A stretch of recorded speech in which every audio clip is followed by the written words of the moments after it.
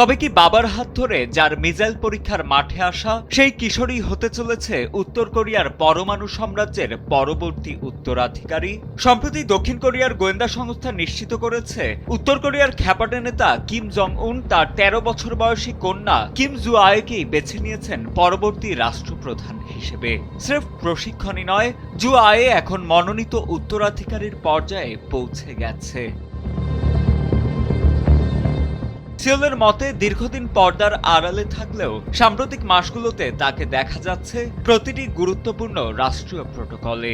Beijing সফর থেকে শুরু করে সামরিক প্যারেড, সবখানেই বাবার ঠিক পাশেই তার অবস্থান। দক্ষিণ কোরিয়ার গোয়েন্দাদের দাবি, রাষ্ট্রীয় নীতি নির্ধারণী বিষয়েও এই কিশোরী এখন সরাসরি হস্তক্ষেপ করছে। তাকে এখন দেশটির দ্বিতীয় সর্বোচ্চ ক্ষমতাধর ব্যক্তি হিসেবে গণ্য করা হচ্ছে।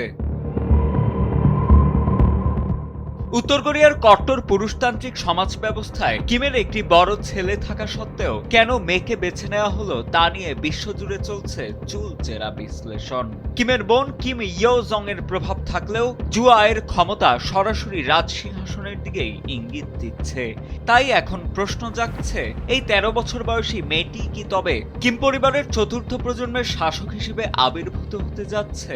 সাধারণ কিশোরীদের জন্য যেখানে লম্বা চুল রাখা বা ফ্যাশন করা নিষিদ্ধ, সেখানে জু আয়ে বিচরণ করছেন পশ্চিমা ডিজাইনের পোশাকে। সাধারণ মানুষের হাহাকার আর কিম পরিবারের এই আভিজাত্যের মাঝেই ডানা মেলছে এক নতুন নেতৃত্ব।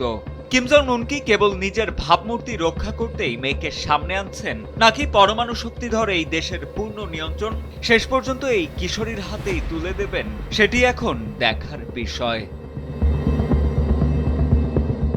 সাজিদ আনিল, ডেস্ক রিপোর্ট, সময়ের আলো।